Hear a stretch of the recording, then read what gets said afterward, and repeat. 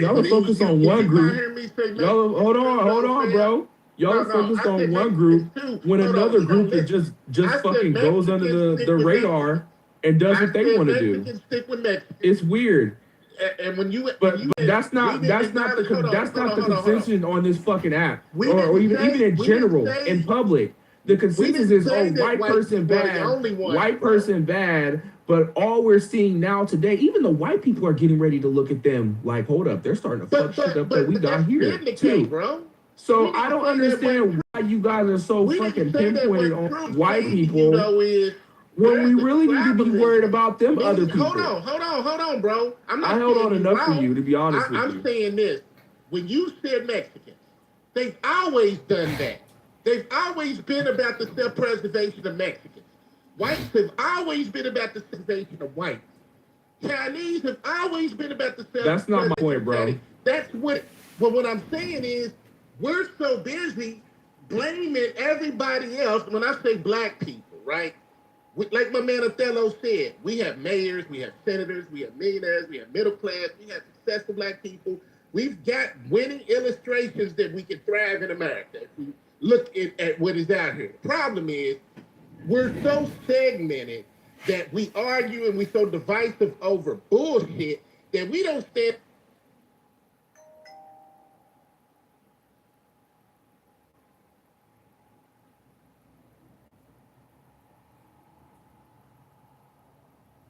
I think Trump was fully aware of how imminent the threat of Iran was. He felt like it would be probably much easier to resolve the conflict with Russia and Ukraine. But these things, these aren't like war. I mean, these are very vast legal and economic systems that in one part of the world could be expressed through war, but in other places. So it's not like so easy. And I mean, I think history will look back on what he did.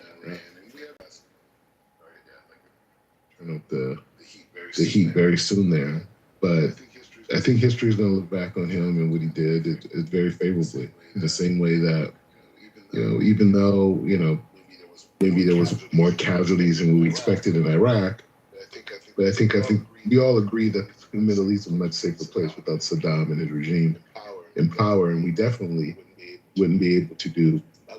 I wouldn't want Saddam Hussein in power or someone succeeding him, in dealing with all the other Assads and the Nasrallahs and the Sinwars and Assad. I think history is going to look back favorably on Trump, and I don't really think he has such a choice.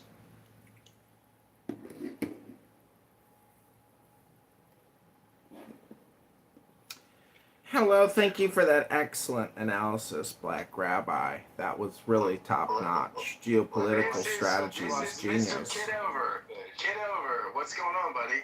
Good morning. Hello, LS. Cool PTR. Are you black? Like Black Rabbi? Anyways, back to the title of the room. Is Donald John Trump keeping his promises to his voters, to the American people? Is he upholding the Constitution and the Declaration? Is he a happily married man? They're claiming Melania hasn't been seen for months, and he's having a great time with this hot blonde at the White House. Did you see him smiling, having a good time on the plane with her? Well, at least he's happy. Because if our president isn't even happy, well, then we're really fucked. So that's the good news. He's still calling out CNN reporters, calling them fake news. You're fake news. And he had that young lifeguard there with the kid he rescued. He seems pretty happy, But people here on Clubhouse, as you know, are chronic complainers that have no happiness themselves. And they love to waste their time flapping their lips nonstop. A lot of Trump derangement syndrome. I think personally it's indicative of a personal self-esteem issue. A lot of projection onto that orange man just all the time. Some people have stopped or slowed down their projections because they know that time is limited And if all they do is spend all their time talking about the orange man bad, well, there's no time left to even enjoy their own lives. Hello, how are you guys? Hello! Hello, Jordan! Hello, Alice I don't know Mr. anyone America. that wastes more time than Kidman. You know, You mean John Kitover? Chicago mayoral candidate? There's nobody named Kitman here that I know of. you're wasting your life. That's all. I'm wasting my life. Is that a projection onto me from you? Are you wasting your life, LS? Some people unfortunately doesn't come on the close of his campaign and the promo basically. What do you think in Mr. President and Donald Trump? You tell us, Jordan. Is he a good man? Is he a good leader? Is he funny? Yeah, good. Yeah, funny is good leader, but I think the American and the election time is coming soon. Sometimes Well, what time is it right now? Coming up soon. And he's at 33% right now in the Reuters That's poll. correct. He's 33%. Everyone, he take that moment. He 33% and he won the next and the he won again. Well, he's not running. It's the midterms. But yeah, I mean that's pretty low. I mean this is lower than Biden at the same point. Next time, I think in Donald Trump don't sit on the election. He doesn't sit, and some of when the president in the election, some of people in the choosing. I'm not translate by the way. I'm so sorry. It's good. Yes, sir. Where from? I'm from Philadelphia, the city of brotherly love. Birthplace in the country. It's nice. It is nice. I was born in Istanbul. I'm from Turkey. My nationality Turkey. Excellent. Where do you live now? Istanbul. Excellent. Excellent. But I'm moving to the United States immediately. I'm fucking excited. Where are you gonna move? I want to visit in the New York City, Miami, and Los Angeles, California, Palo Alto, some of part. I described in the United States. I'm gonna see anyway because I haven't visited the 6th country. I like South America, Brazil, and Mexico, and Colombia, Venezuela. I like it. It's fucking amazing, but I don't have visa. I'm gonna try in the more time in the United States, but I didn't take appointments. It's full. Everybody waiting in the appointment. Yes, they're backlogged in the United States right now. Why? Why that? It's I don't, amazing. Amazing is country. It's fucking amazing. It's a powerful country, by the way. Yeah, America's great. America always great, boss. Always great. Most of the one and popular and famous country, by the way. I like it there. And every young and the people and every people's dream is America. Now I'm talking with and the other and the uncle. He have been visiting the United States. But sen nerede ziyaret ettin Amerika'da? Hey, Jordan. He have been visiting the Houston, Texas, actually, Texas City and New York. Yes, Jordan. yes. Yeah. So I wrote a foreign policy piece, and it was widely talked about in Turkey. I guess they didn't like what I had to say, but I put the link in Which link? in the chat. I put the link in the chat. It took it from a Turkish paper. I guess What? Oh wow, this is in Turkish. This is in Arabic, I guess. Wait. Arsada. Söylesen AB'den Somali'de reçetesi diyor. What's this boss? This is Zionist. I guess they're calling me that in that paper.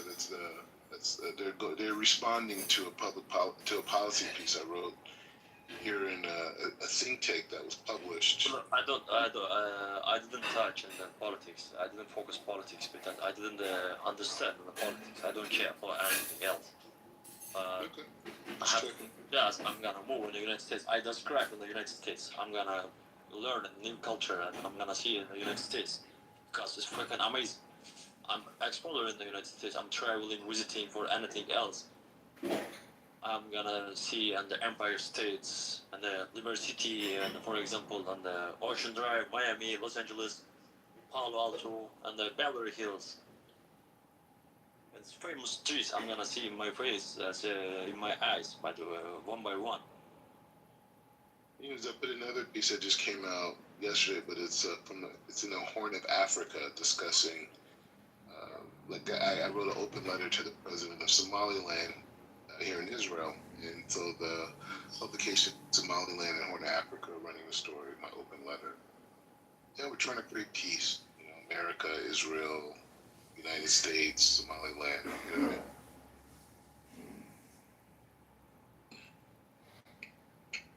You're like a world commentator here, Black Messiah.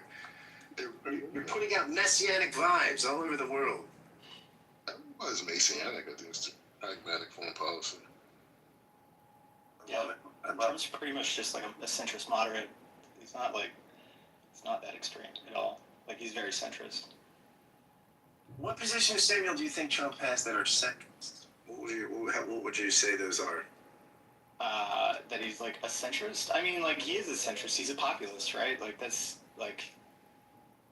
what he is. I mean, I would not call him like a deeply conservative person. Like, Trump is like pretty much for, like, he's open to abortion, right? His foreign policy has been like very middle ground, like the same as like Obama or Bush or anything beforehand.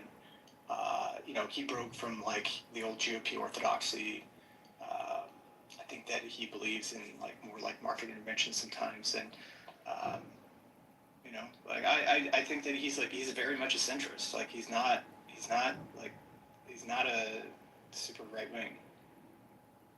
Yeah, I don't know that I describe him as super right wing. I don't know that I describe him as centrist either. I mean, that's interesting though, because you're right. The intervention stuff is not.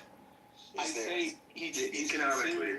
He's considered right wing now because the left has moved so far to the left in the past 20 years. Like, if you look at like what a typical Democrat was saying, you know, back in 2000, it's very similar to what Trump is saying now. It's just that like the Democrat Party has moved towards like the DSA, towards being much more progressive, and so like those things, you know, they always show like old clips of like Obama or like Clinton or something saying that Trump says now, and you know, they're saying the exact same things when it comes to like the border and immigration and all this stuff. Like, nothing has changed in the past 30 years. He's saying the same thing. It's just that the Democrat Party has moved majorly to the left. And you know, like, Trump's been actually really good. Like, if you look at like what he's done, you know, like in the nuts and bolts, like particularly around like the stuff he can control, which is like the regulatory agencies.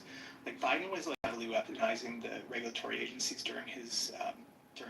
I wouldn't even call it Biden, but like Biden was even running the government. It was like his underlings were weaponizing the agencies to do some like really nasty stuff, and essentially like carry out policy goals without any sort of laws coming from Congress or through the courts. It was pretty terrible. So, you know, like, thankfully that's all been cleaned up. Like, you don't hear anything out.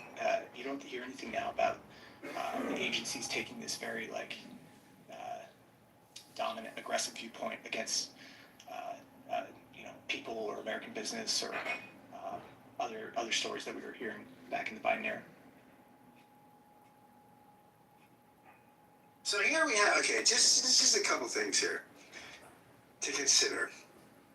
We have the economy is slowing, right? Where our growth rate. Say that economy's speeding up. We're spending like the amount of money that's being spent inside the United States is exploding. Like, we're in one of the highest growth periods of the United States in the past, I don't know, 50 years. So growth rates in 2023 was 2.9%, in 2024 was 2.8%, 2025 2.1%, 2026 so far 1.8%. So there's still growth, but it's definitely slowing, right? I mean, it's slower than it was in the previous administration, right?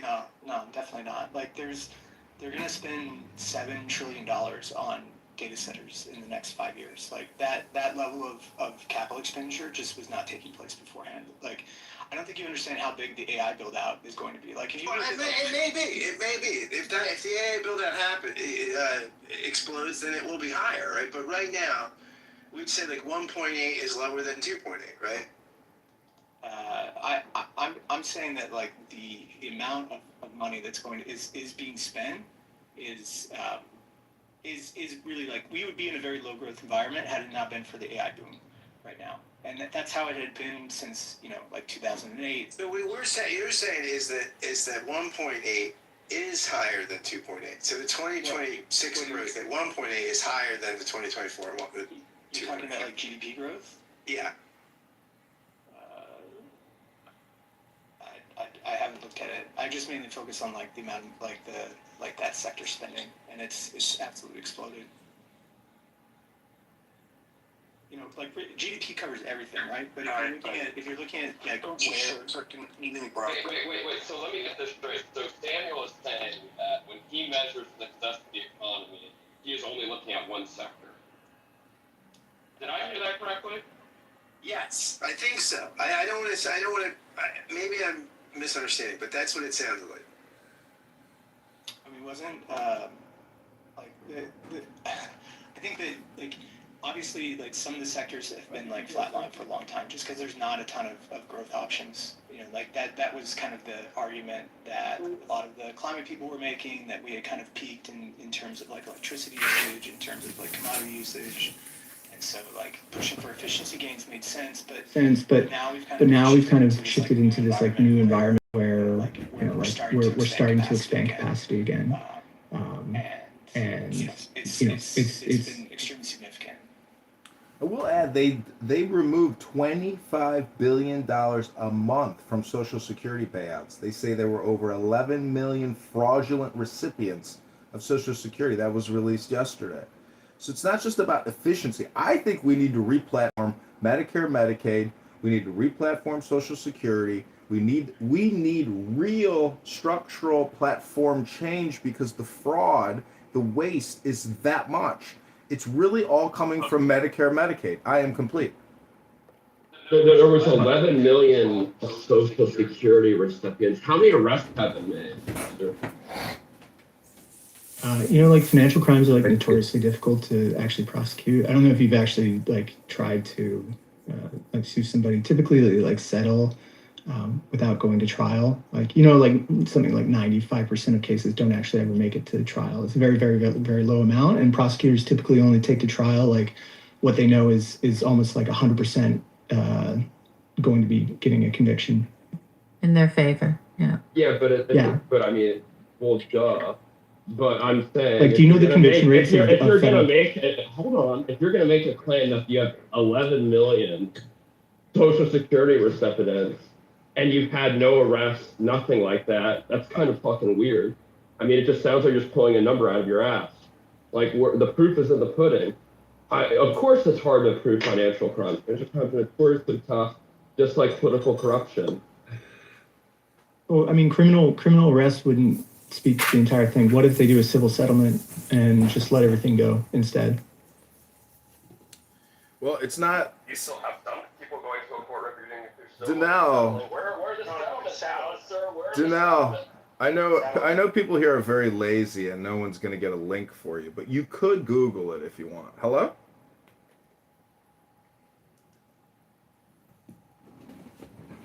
Like, most of the time, these federal prosecutors don't want to go to trial. They just want to settle beforehand and move on because that increases the amount of caseload that they can take on. Like, it's very rare to go to trial. That's that's 100% true. What are you talking about? You're acting like you're like. I also just want to add that it's not just Donald Trump that is delivering for the American people. It's really also Robert F. Kennedy Jr.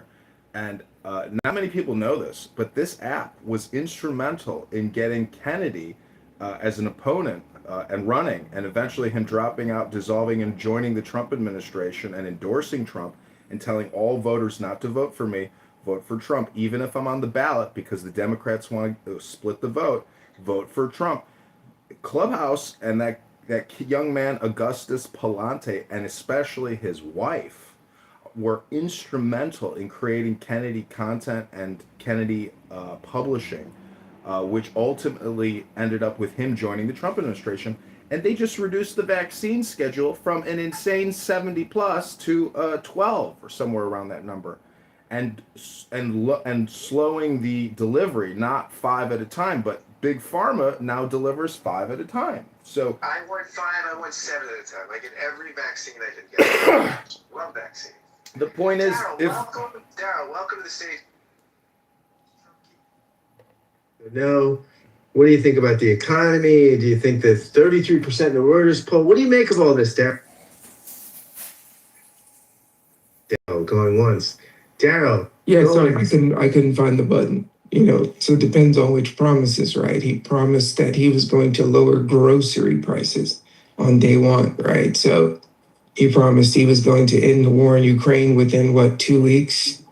So it depends on which promises. He promised he'd be transparent, right?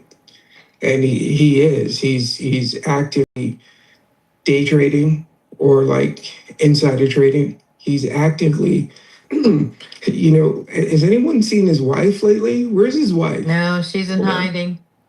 Yeah, where's his wife? It's funny that when conservatives are like, what does his wife have to do with anything?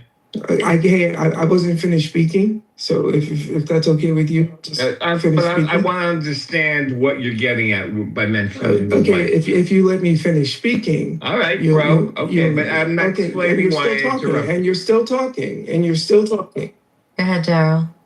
It's like poor impulse control that people have, right? So it's kind of like when conservatives are in charge, they always talk about the value of the wives and the value of the woman and the value of this and traditional family. And yet where's his wife? Has she been seen in I think they said it's been 13 weeks. They're counting where's Melania, all right? Their websites, where's Melania? Where's Melania? Excuse me, Daryl, where is your wife? I'm not married. Well, it's because you're a faggot. Oh. Who said that? That was Kitover. You see what I mean? He's got to ruin everything. Daryl, are you done yet? Can I comment or you? How do we put him to the audience? I want to kiss on your ovaries. Grace, I want to kiss on your ovaries.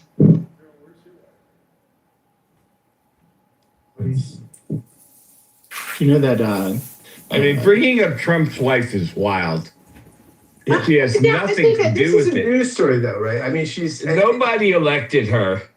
Exactly. If Obama's wife was gone, this would be all over the thing. Obama wore a tan suit, and people said he was a fascist. I don't remember that being that big a deal. It was a huge deal. People are playing the victim with Obama's tan suit. It was not that big a deal. I didn't think it was a big deal. I don't care at all what he wears, but it was a huge deal. It was a huge deal. They went on and on and on about this for 3 weeks about the tan suit.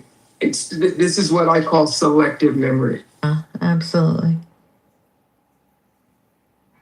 I like the tan. Isn't everybody that works in media some closet homosexual, and so they love to talk about people's fashion choices?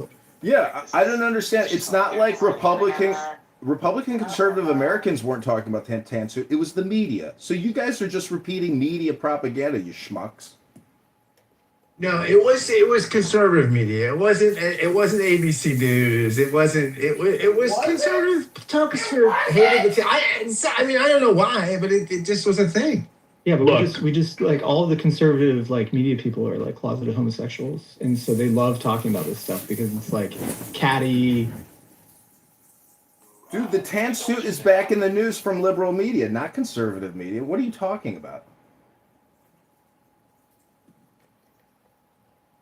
It's so at the last 2 RNC conventions, Grindr, which is I don't know if you don't know what Grindr is, but Grindr is a hookup app for gay men. and Grindr crashed the last two times the RNC gets together. They say Grindr always crashes during the RNC thing. Like there's a difference between being like gay and like gay TM, like trademark gay. Like one is being gay and just like doing stuff in the bedroom, and like nobody really cares about that. Like sure, that happens all the time, but like when you make an identity your lifestyle, that's when it becomes obnoxious, right? When you have like your identity is what you determine the world around you as, like that's when you become obnoxious and people don't like you anymore. Like who cares? Like this is the same type of like puritanical stuff that's been happening for a long time. It doesn't really matter. The other, like just let people go home and do whatever stuff in the bedroom they want, and then like, well, who cares? I know a gay man here in Chicago who is Democrat liberal, but he's also racist. He's also a nasty person who calls me a bitch sometimes in the back of the bar where we hang out. And I'm like shocked because he's a liberal Democrat, but yet he's so rude, obnoxious, nasty. He's funny, and he's my wingman. He tries to pick up the young boys. I try to pick up the young girls. But, politically, he hates Trump. But yet he's accepting of other people liking Trump. He doesn't care. And he believes that corruption in the Democrat Party is rampant. So how do you liberal progressives address the corruption in your own party? Hello? Kitover. The quality of the discourse is unbelievable. It's amazing. So this is a New York Times piece. Randy, do you think Trump's keeping his promises? This is Stephen Ratner, who's a pretty regarded economist. Well, prominent. I won't say regarded. He's a prominent guy. Whether you regard him or not is I'm sure subjective. But he's got 11 promises from fundamental things like wages, tariffs, the economy, all this stuff. I don't know, Randy. Trump's at 33% in Reuters, which is usually a favorable poll for Republicans and conservatives. What do you make of all this, Randy? Well, I wasn't expecting that question, and the one biggest issue, bigger than anything else, is the Iran war. He promised no new wars, and of course, there isn't a war in Iran, but I personally am okay with the war in Iran, and I hope that we resume it after the midterm elections, and I hope that we defeat Iran. So I am okay with Trump. I feel like every other president kept kicking it down the road, kicking the Iran problem down the road. Meantime, Iran got more and more dangerous. I feel like Trump has taken on Iran, and we have to finish the job. And to not finish the job in Iran, to me, is inconceivable, because they are going to get strong again very quickly. And they are, if we can get rid of the IRGC, we can make the planet safer for the next 100 years. So, viva Trump, good luck, Trump. God bless Trump, and let's finish his job. Yeah, but Randy, Like nobody in Iran that can take over. I mean, that's the big deal. The Randy, Iranian army could take over. No, they wouldn't. No. they're already taking over. They're 60% of the country's army. And Russia and China are not going to stop supplying Iran with explosives and weapon systems, etc. This war is another quagmire that will not end. And I agree with Randy. It's necessary. This is like having a zit that you need to lance on your face. You have to do it. You have to start squeezing the pus out of it for it to heal. Hello? It's just kind of like, in Venezuela, there was a strong opposition that existed before they went in and Yeah, but that's not who took over. Right, but still, like there was some sort of power structure which was friendly to the United States, that was able to make a backroom deal before they went in and took out the president, or even afterwards. They were able to come in and maintain a lot of the power structure without having to either bring in the opposition or completely gut everything. With the IRGC, there's no political figures who, one, are friendly to the United States, and two, have enough internal power to come in and like dethrone the current regime. And so like, Iran is a much different country than Venezuela. Like it's much larger. Like they have a much different like topography. It's very hard to like attack Tehran or even maintain any sort of like boots on the ground there. So I don't know. I don't know what happens because there's not really like a case where we send in troops to Iran. We can continue to like drone them and bomb them, but like that's about it. Well, like I said, the scenario is that the Iranian army takes over. They have a coup, they take over. And they are less fanatic than the IRGC. And there's a history of that happening in the region, and that they are preferred to the IRGC. Randy, do you really differentiate between military personnel in a country at war? You don't. It's political ideology. I differentiate between the IRGC and the Iranian army, yeah. Do you think those institutions have different ideology, or the leaders of those institutions are any different? They're unified in a war, Randy. All right. Look, we can agree. We can disagree.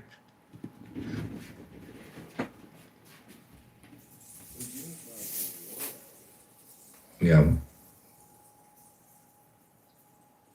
Sounds like you disagree. It's okay. What's that? I missed that. I'm good for now. No, and what we disagree things.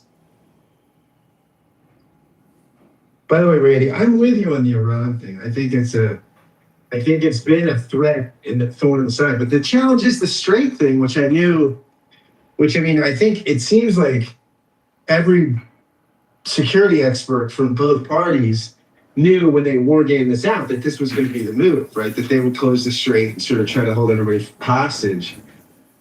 Which is one of the reasons I think nobody did it. I mean, now, if Trump can finish the job, that would be, I think, exceedingly impressive, and he would get a lot of credit. The question is, how do you finish the job? What does that look like? I think you got to put a lot of boots on the ground. There is no finishing the job. Even if you take the strait, what's going to happen when you take the strait? You're going to be getting attacked from the land. So what do you have to do? You have to put troops in on the land. Oh, those troops on the land are now being attacked. Now you have to move further and further in. And Iran is more mountainous than Afghanistan and more urban than Iraq. It's going to be a quagmire. You have to put troops on the ground if you're going to do it. You don't have to put troops on the ground. There's lots of ways to win wars. Assassinations win wars. You are making an all or nothing statement, and I would suggest you look at the cognitive distortions disorder list, because that's number 10. Congratulations, Danelle. You have a cognitive distortion disorder, making all or nothing statements. Okay, Danelle, go back to Burger King and keep flipping your burgers, Danelle. You can't even recognize your ideological cap. It is pure autism of like the. See, that's projection. I'd like to activate the projection detection system and hold up a mirror to your face, Danelle. Thank you for projecting on me, but thank you very little.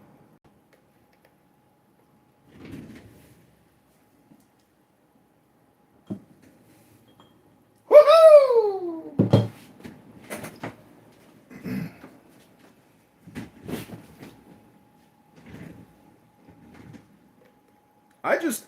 I refer to books. You see, I don't just refer to my opinion. And, in some famous Chinese book, it says that war, is that your psychotic burger flipper left? What I'm trying to say is war is a funeral process that both sides administer. And regime change in a country which is fully ideologically warped, it's not going to necessarily work. You throw the king in there, now you got Islamic jihadists waging war. So this has to be done Michael Corleone style, which is the way that it was done. Trump and Netanyahu launched a sneak attack, killed one of the worst leaders on the planet, which was a major blow and a major victory.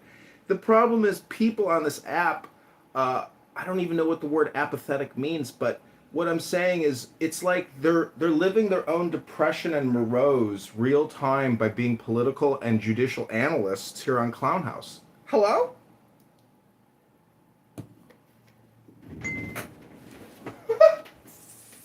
Well, why isn't the war over? I mean, how many heads of state are we going to drone strike? And then finally, the moderate takes over. And who is the moderate? I mean, it works in some instances. It worked in Venezuela. It worked in Venezuela. I mean, the Venezuelan thing is like, that is the best case scenario when you get the vice president in the pocket of the CIA. Like, that's the best case scenario you can get to keep the existing structure. But I don't understand Alistair's logic. I think that we're going to look back upon when Trump is done with his term and say, like, Venezuela was great. We might even get Cuba, hopefully. And maybe even the North Koreans, like, decide to end the war with South Korea and normalize relations again. Like, if those three things happen, I think Trump's, like, in terms of foreign policy, even with the Iran stuff going on, would be regarded as a very successful president. Because, like, what did like, Biden was a bit of a lacking in terms of foreign policy. Like, the Ukraine war started. There was all sorts of strange things happening down in South America. It wasn't great, right? They kind of like let the ball drop globally. Well, look at North Korea. Trump canceled his military war plans with South Korea in order not to stoke tensions with the North. But the North is sending tens of thousands of soldiers to the Russian battlefront to engage in war with Ukraine. They just launched a massive drone blitz in Russia again, and they burned down like a massive retail facility. Did you see the size of that catastrophic fire? So, I mean, I was in the U.S. Army, and we spent the entire time studying Russian weapon systems. So there's like a polarized world of Russia, the weapons industrial complex manufacturer, and America, the weapons industrial complex manufacturer. We're still butting heads. But we're not doing it publicly. You can mute me all you want. My day has already started. I am complete. Hello?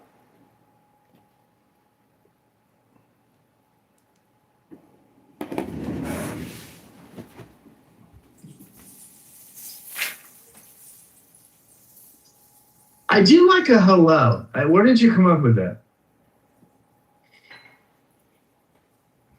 I'm a fan of the hello. When he ends a statement. Hello? It's a clubhouse thing. It's definitely an African American thing. I think it's like a homing beacon location thing. It's like sending out a ping, and you want to get a ping back, so you go, hello? Nobody says it as well as you do when you say it that way. Scott, I knew you had read this as soon as I saw it this morning.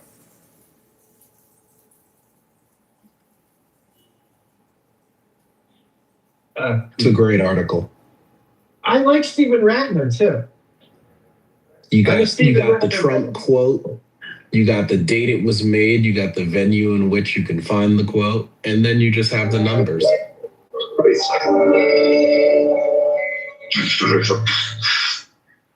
Yeah, I think Ratner is a pretty credible economist. I think he's an interesting guy. I don't think you're going to. What is that? What is that noise? Is that you, Samuel, or no? No, it's not me. Somebody has TV on. John, is that John? It's John. It's John. John, can you mute up? Thanks. Yeah. John's a noise troll, y'all.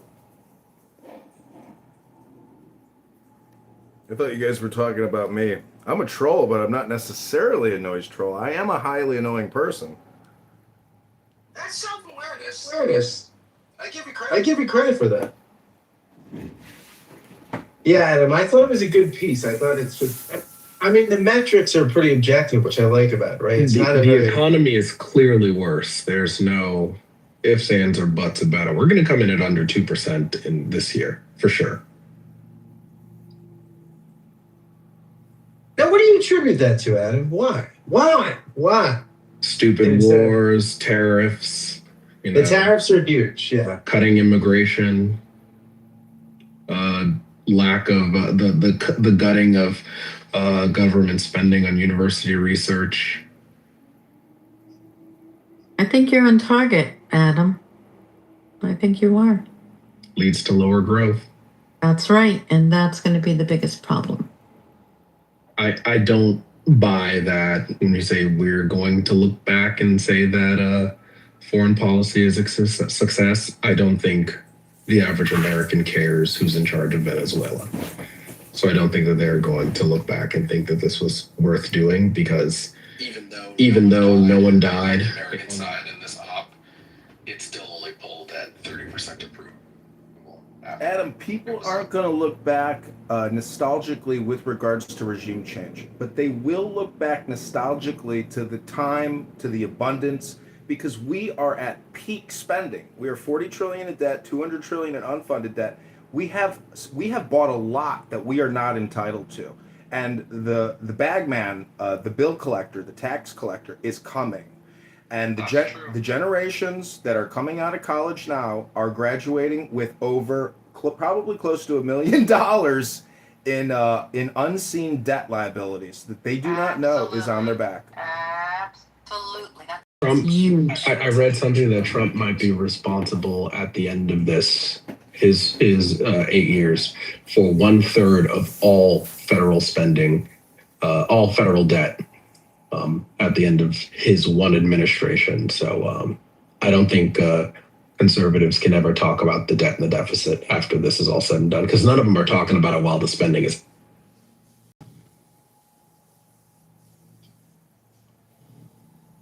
Well, Scott, I'll answer this briefly. Samuel, why don't you speak first, since you started before? I don't really see the debt as like that bad of an issue. Like, one, they can always inflate it away if they wanted to, which is probably going to happen anyways with like all the AI stuff coming. Like with if you have tens of millions of robots that take all the kind of hard labor jobs, and then you have massive productivity gains that come through the implementation of all this new AI stuff, that in itself was. Well, I mean that's the assumption, right? That should not be the assumption. I mean, that's how you get out of a low growth environment. We were in a period of like near negative interest rates for. Well, Samuel, there's no one else in the room that agrees with you more than I do. I'm the only techno optimist futurist in the room, and I agree with you. But I don't think it's productive to try to persuade the people that are not so optimistic about the power of AI and robotics. What I would say, Sam, and I'm curious of whether you agree, is my biggest complaint with MAGA, the number one reason why I am angry with MAGA, is the issue of high-skilled immigration. I recall specifically many speeches about how the U.S. needed the smartest people in the world to move here. I spend a lot of my time in Silicon Valley. The majority of Silicon Valley companies wouldn't exist if we didn't have super smart immigrants. So bottom line, Samuel, is I think right from the very beginning of Clubhouse, I've offended both the left wing and the right wing by asking for hundreds and hundreds of millions of super skilled immigrants to come here, but zero unskilled immigrants. And I'm angry that MAGA appears to have turned against the idea of mass immigration of super smart people. So I want to hear only from Samuel, not from anyone else. Do you feel as strongly as I do that the U.S. needs an enormous number of super highly smart people? Yeah, no, I would agree with that. Yeah. See, Elmo. If you're an exceptional person, you should be able to come in and build and run a business or do anything like that.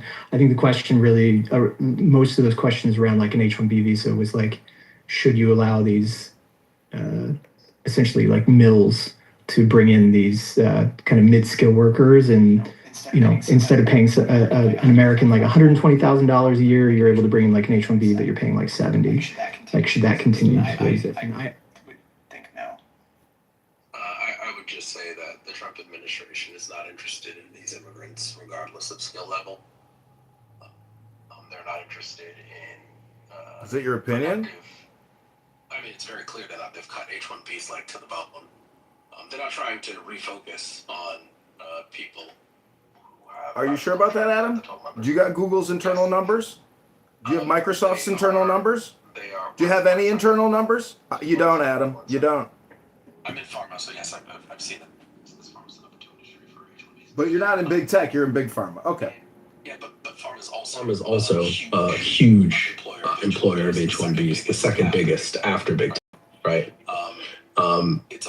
It's also clear that so in terms of like budgeting, right, and the debt, you should not budget assuming that you're going to have these fantastical growth rates. If they happen, great. But that should not be the assumption. That was the assumption when they passed the big, beautiful bill, that we would have 4% GDP growth per year, which was absurd, right? You should not expect that to happen. You should hope it happens, but you should budget to much more realistic numbers. That's the only thing that makes sense. It doesn't make sense to assume that this thing that's never happened before is going to happen. Adam, the budget is based on a percentage of the overall economy, and the stock market at an all-time high. They keep publishing articles saying that we are in an AI bubble. Eventually, this massive bubble will implode, and guess who's going to get left with the losses? The pensioners across the whole country. The entire nation will financially suffer when the AI bubble collapses. And as a political leader, if I was in charge, I would advise the pension funds, in my opinion, to liquidate now at all-time highs, because the future, in my opinion, is not optimistic. I am very pessimistic about the financial future of this country, because for 26 years, we've indebted ourselves, and delusional DSA people who think you can just inflate your way out of it and pay debt with debt are the dumbest fucking faggot retards on the planet. I think it's very clear that you can't just inflate your way out of the debt, because Americans hate inflation. You will lose if you try to do that. I mean, if like you can inflate as long as there's different types of inflation, right? So like the money supply can grow so long as it's like equally distributed, and like the national debt at where it is. So there's like so there's $36 million or $37 trillion of debt, national debt. Like there's people who hold it on the other side. So as long as those people are happy to hold it, like it's fine. You should just continue to issue more, especially as like it is not fun because the interest rates are stuck at almost 7% right now. We have it's 6.7%. It is not at 4%. What? Regular people's interest rates, like mortgage rates, it's almost at 7%. No, I'm talking about like a 30-year bond. Well, yeah, but we're talking about how that passes through to regular people. That's why you can't do it, because as the 30-year bond rate goes up, the rate is even higher for regular people because it's kind of pegged to that. It's pegged to 10-year, not to 30-year. Well, I mean, right. interest rates going up is not really like a bad thing. It just means there's a lot of demand for money at the moment. The interest rates going up is clearly a bad thing because the people say it's a bad thing. No, I mean, it's not a bad thing. It just means there's a lot of demand for money. If you look at what is going on in the economy and you look at how people feel about the economy, it says it's a bad. I mean, but like what you feel and like what it actually means is two different things. I mean, what you feel is what matters in terms of voters. Sometimes, but like thankfully elections are every 4 years. So like the growth in the economy, it's very like K-shaped at the moment. And it's not good. It's under 2%. It's 1.5% for 2026. It's bad. I would say there's a lot of sectors that are like ripe for some type of deflation. The growth rate is bad. Do you disagree? Depends on the sector. I mean, the sector doesn't overall. The GDP growth rate. Adam, it's all relative, dude. If you're on one side of the fence, it's relative, Adam. So, I mean... Most Americans think 1.5% GDP growth per year is bad. No shit, dude. What? Adam, let me ask you something. Have you ever done Toastmasters? It could help you a lot in your professional career, because if this is the way you sound at a meeting, you sound like a faggot bitch.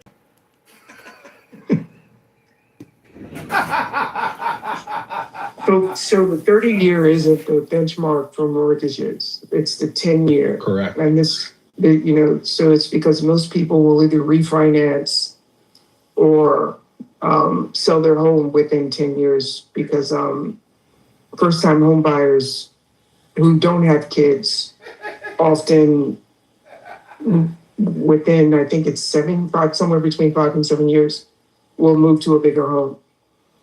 This idea that, the idea, Sam, that this is not an issue, I think is somewhat misguided. If you look at what happened last week, we bought a bunch of yen, because what we're trying to do is prop up the yen in relation to the dollar. It's because Japan is the single largest holder of American debt or American treasuries. And, I don't know if you know what the Plaza Accords were, when we actually kind of ruined Japan's economy. But there are a lot of countries that we're doing cash swaps with now because, they're running out of money, in a sense. You can't run out of money. That's impossible. Well, yeah, I'm being facetious, right? I don't literally mean you're running out of money. What I mean is, you're going to, over the next, I think, 16 to 18 months, you're going to start to see the Treasury prop up other currencies. The reason Japan had such a low interest rate for, I think, 27 years now, at least 27 years, is because they wanted to, well, one, they were forced to at that G5 meeting at the Plaza. And two, their economy is, it has just been stagnant for about 12 years now. And, so this is the second within the year, this is the second cash swap or swap line that we put up.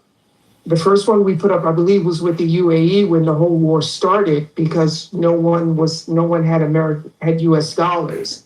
And the threat becomes, I don't know if you know what the Thucydides trap is, but the threat becomes that if countries that hold US debt are suddenly in need of cash, they will sell that debt on the market. They'll sell it at a lower price, but that would actually increase the interest rates on the debt that they're selling in the market, which absolutely impact, everyday Americans. So I understand when you say that people don't care about their feelings. I think the average voter, who is just some man or woman going to work every day and putting their kids through school, they absolutely do care about how they feel about the economy. And if you look at some of these, but they don't care about that. What they care about is home prices,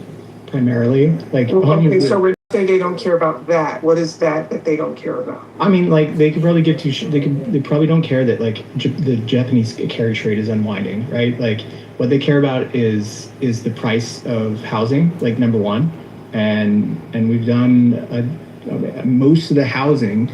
Actually, pretty much all the housing issues, and this is something that Democrats should probably deal with before they do the midterms. Is why are all the cities, blue cities, have the worst housing issues? Why can't they build enough houses? Why can't they build enough apartments in New York or LA?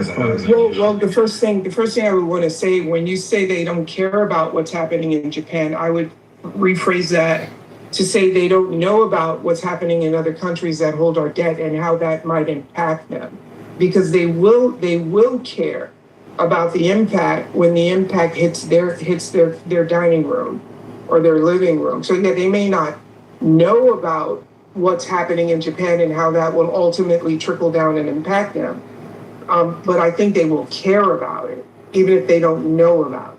I would say that the majority of the kind of middle to lower class biggest expenses goes towards housing, number one. And so until you fix the housing markets, affordability does not come back. It's just a foregone conclusion, and nothing that you're talking about is actually going to make a material impact on anything. Until you're building millions and millions and millions of houses to drive down the cost of housing at scale, nothing is going to be fixed. And it's not it's a systemic and structural issue that has to be fixed. And until that happens, everything else about affordability is just kind of a joke, because it's at the margins and it doesn't really matter. Like America needs to figure out how they can build houses again. And until that happens, like affordability is going to suck. Well, Trump has kicked out a lot of the people who build the houses. I mean, Trump has very little. Trump has like housing is like a local issue. It's a city issue and a state issue. And Trump has like very little. The workforce is a federal issue since he's kicked out the people who like do most of the construction. No, they're like they raid construction sites. Like it doesn't like okay, so like what you're saying is that we needed illegal immigration to keep labor costs low, so that there could be higher margins in building houses. I'm saying that the illegal immigrants were the ones who were actually doing the work, and they didn't have a plan to swap them out for somebody else to do the work. Okay, so the home building companies or construction crews are not paying a high enough wage to American workers that they need to depend on illegal immigrants. Hey, they didn't. Trump administration is the one who decided to do this, and they didn't. No, but that's the argument. I think that's a silly argument. Like, well, so if I could just get back in here, Samuel, because Samuel, do you know what the personal consumption expenditure index is? Yes. Okay, what does that have to do with housing? With PCI, I don't know. PCE, it's actually the PCE index, because you actually said that people don't care about how much they're spending on just plain old consumer goods, right? Like foods and, housing, buying clothing, which, because the PCE index is actually a major indicator of the status of our economy. And so if you, again, I'm not even trying to argue with you. It's just you seem to you're like one track minded on this, and you're saying that the only thing and I hate when people use phrases like the majority, because what does that mean? 50.01%? When you say like the majority of people care about housing, right? So what is the majority? What is that majority? Or is that just like, way of exaggerated, absolutism? Well, I don't know where he left. Run away. Run. It's weird to say that, the conservatives don't want to talk about this one, huh? It's interesting to not mention that Trump has off a lot of the construction workers, and then to make them, they're not paying enough. Yeah, but like Trump ran them all off, the workers that we do have. So that's going to contribute to a lack of building. If you didn't factor that into your anti-illegal immigrant process, then you end up in the situation that you're in now. And Trump is president. So it's interesting. The Trump supporters don't seem to think Trump is, they think that they're just sitting around and that they're spectators, that they're not in control of the full control of the government. They don't want to take responsibility for anything that's happening. As he trades daily.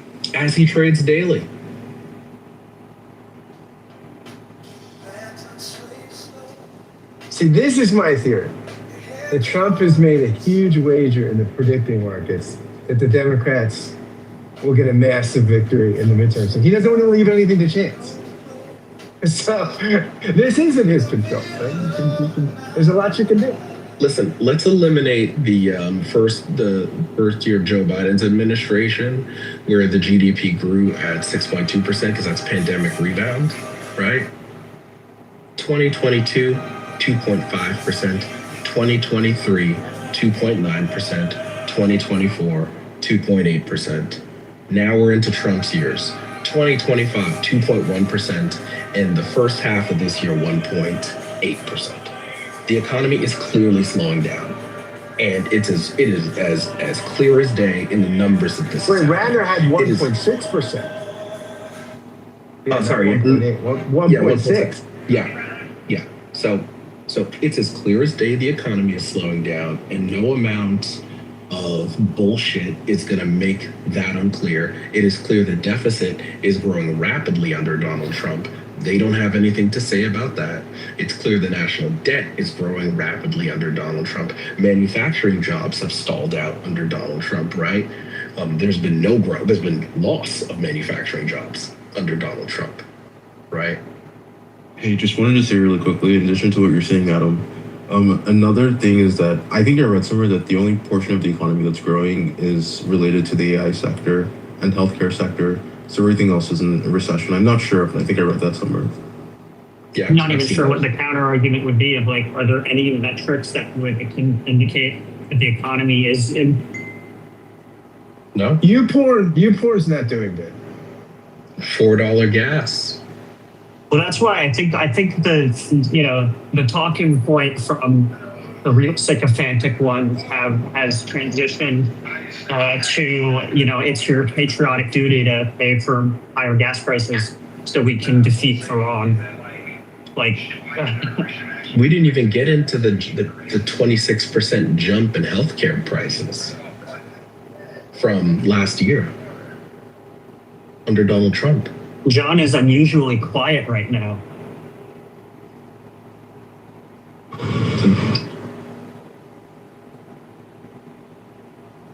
John got one of his accounts got moved down.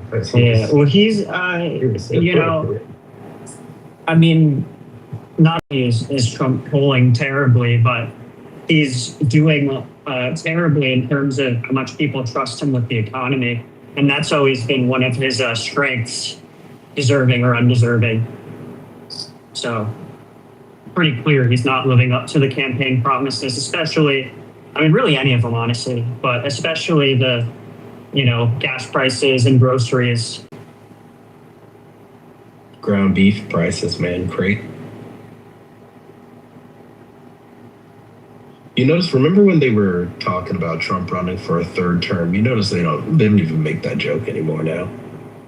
Well, yeah, I mean, he is like more unpopular than Biden was at any point during his presidency, I think.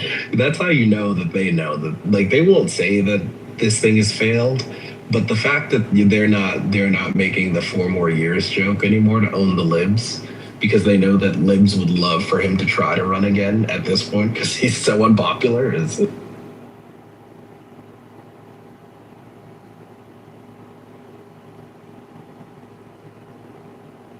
I mean, clearly they're like dejected. I mean, you drive around towns that used to have, Trump signs up everywhere, and they're not really to be seen. I don't know, even in clubhouse rooms, the MAGA people don't sound super enthusiastic. Yeah, the gas is really getting them. Because they're big stupid trucks. Big stupid trucks and living 45 miles from city centers. So they're really hurting from the gas. Yeah, I don't even have a car anymore. A lot of people don't have cars anymore. Marjorie Taylor Greene said that she hasn't seen a MAGA hat in a long time. And, I have MAGA hats, and I've never, ever seen anyone in a MAGA hat in the Chicagoland area. And you know why? Because it's a collectible. And what kind of a faggot retard wears a collectible out to a social affair and you want to look good? You think you're going to get laid in a fucking collectible hat? No. You need to fit in if you want